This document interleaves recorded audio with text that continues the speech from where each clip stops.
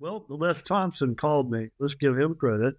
He called me up and said, "Hey, John, you want to come join the band that we're putting together at the music store in Cabes in Long Beach?"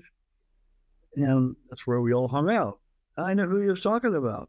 And we all hung out. And I said, well, sure. If they can back me up on a song for the banjo contest coming up in Topanga Canyon, I'll consider it. I mean, I was 20 years old. They were like 18 and 19, and we didn't know anything.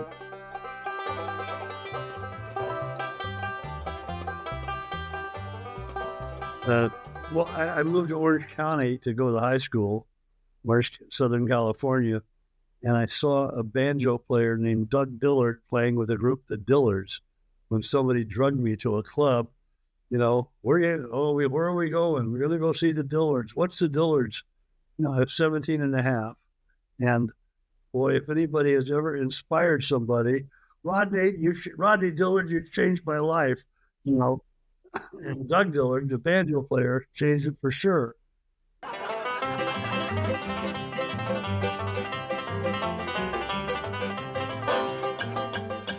Rodney made great music, and a few years after I saw them, I started the Nitty Gritty Dirt Band.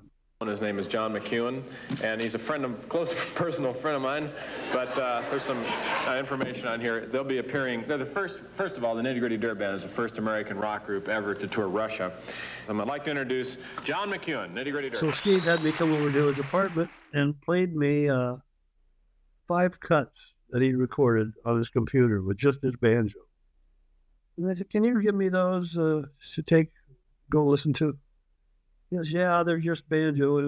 And I went and I have a Pro Tool set up, and I went and overdubbed a bunch of parts, these 5 cuts, and I sent it back to him a week later. And he called like an hour after the CD arrived at his house. I didn't answer the phone. He called again. I didn't answer the phone. He called 3 times, and I'm going, John, it was really good. John, can you call me? This music sounds fantastic. It's really good. Oh, you know, I let him go on a bit.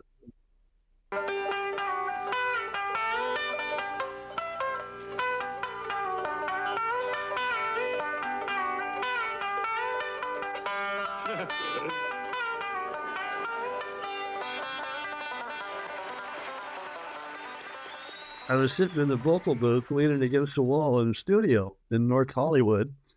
Linda was recording an album. And I went there to stop by because I knew she was recording, and there was free food because you could get some food, you know? You wouldn't have to pay for it. And you could listen to music. What a great thing. You go to the session. Anyway, so I'm sitting there listening with headphones, and Linda comes out and says, oh, John, I got to do a vocal on this song. Oh, okay. Here's the headphones. I'll leave. No, stay here. I'll sing it to you. He sings, will you still love me tomorrow?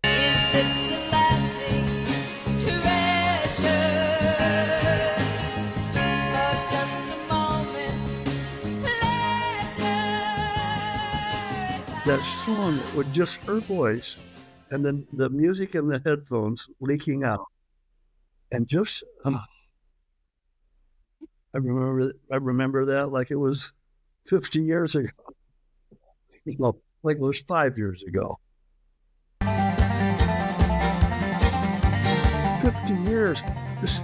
If somebody would have told me, well, 1966, you're going to do this for 50 years.